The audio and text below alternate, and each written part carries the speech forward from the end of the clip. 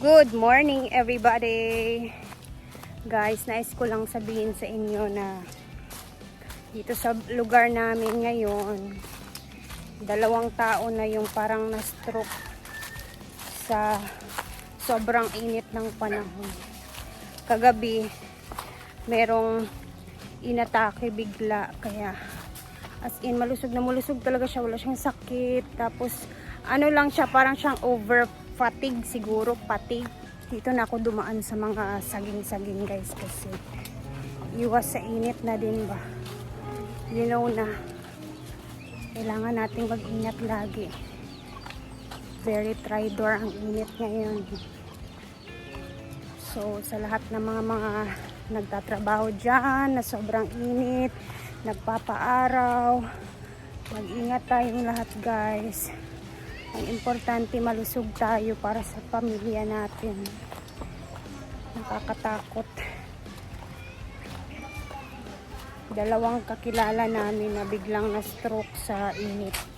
Kaya hindi basta-basta yung init ngayon. Ayan oh. Woohoo!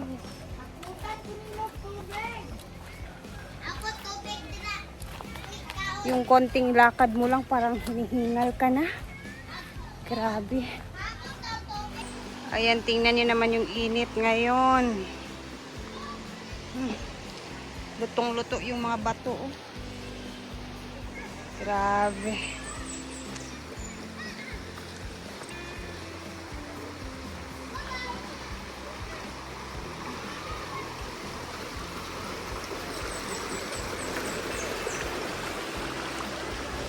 Ayan, oh. Napakainit. Tubig-tubig lang muna talaga para iwas sa dehydrate. Ay.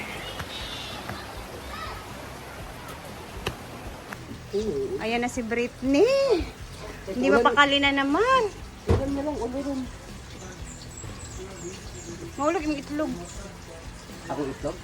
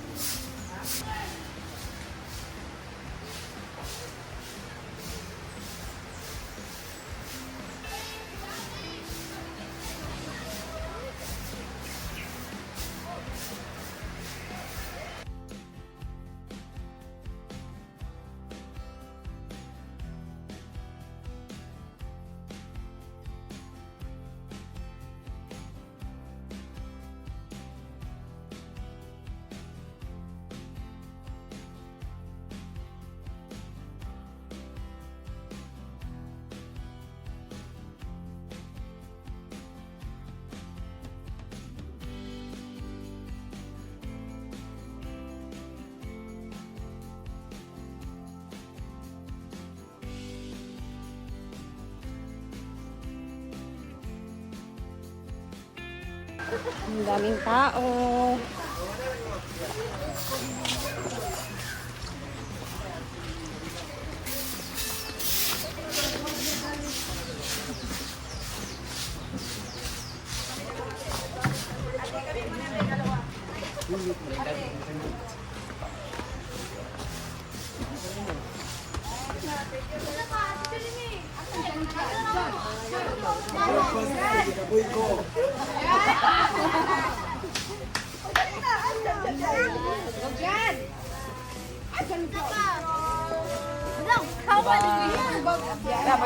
Tapang.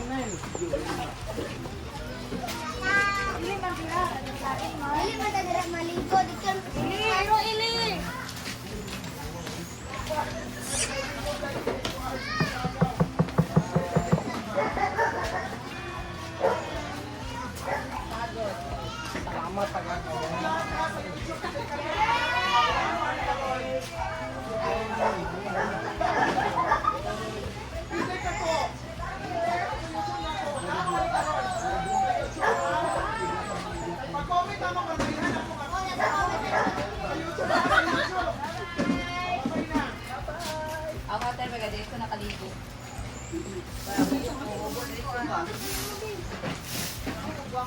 Milado mo yung din ko kapag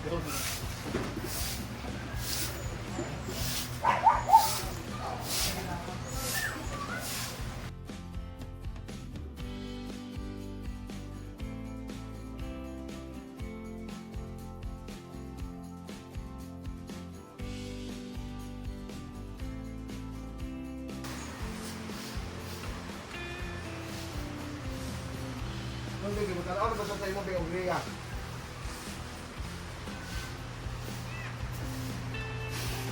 Guys, ang ganda ng buko, bouncy. Charan! Binazilian ko din siya kagabi. Para hindi na siya curly-curly, masyadong nag-wave. Ayan. Diba? Thank you talaga kay madam kasi nag-iba yung mukha ko simula nung nagubitan yung buko. Sobrang ano. Dito tayo sa pool area kasi hindi sila nagpatubig ngayon ng pool dahil maglalagay ng net sa pool. Tingnan na naman yung itsura ngayon sa pool, guys. Taran! Oh, diba? Ayan na yung net, napakahaba. Cover lahat yung ano. So, ilalagay daw nila to ngayon. Na masasala na talaga yung mga dahon-dahon dyan ng mga talisay na nahuhulog.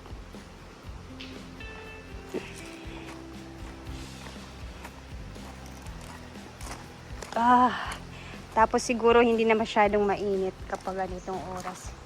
Kasi may, at least kahit pa paano may ano ba, may net siya. Mamaya, tingnan natin yung itsura niyan.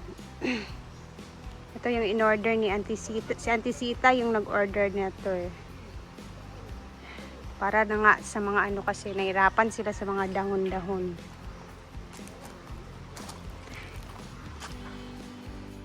And good thing naman siya guys, kasi at least kahit paano yung bagong bili na vacuum, hindi siya, ano ba, pud-pud sa gamit sa mga tawag niyan, filter sa mga dahon. Siyempre, maliles yung ano niya, higop niya sa mga dahon. So, hindi din madaling masisira, no? So, Martes na Martes ngayon. Wala masyadong tao, relaxing din. Ayan. Tingnan ko nga kung may signal dito guys, kasi wala kaming signal ngayon dito sa farm. Baka punta ako sa kabilang bahay, doon ako mag-upload. May signal ba to? Hindi naman siya naka-on. Tingnan signal ani, tingnan naunsa ka? Bating is here.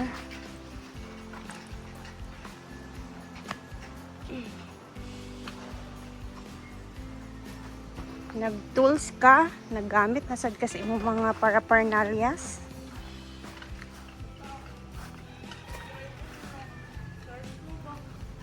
Aman di ay.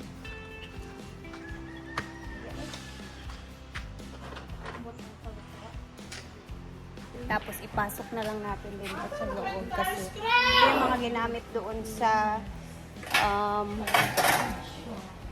lamay sa living ni Uncle. Balik natin sa loob. Ay.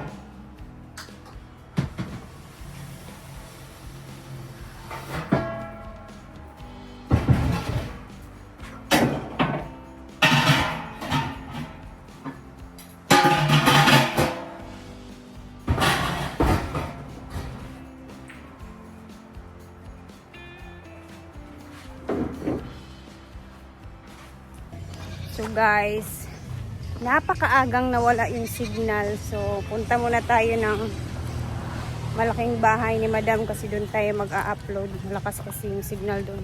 Sa farm kasi biglang nawala. Alam niyo naman na pag nagbablog ka kailangan mo ng tamang oras dapat naka-upload na. Ganun. So tara na. Busy. Ayun, naghahakot na ng mga lamesa balik sa farm. Close. Muli mag-goma. Color. Para na mag-bigit. Mabigit. Pista na mo. Uncle, ante. Short hair na ko. Hindi mo ito pista ko para ito nila Brenda. Ano, Brenda? Ano siguro to? Basin. Dito muna kami sa malaking bahay dahil walang signal.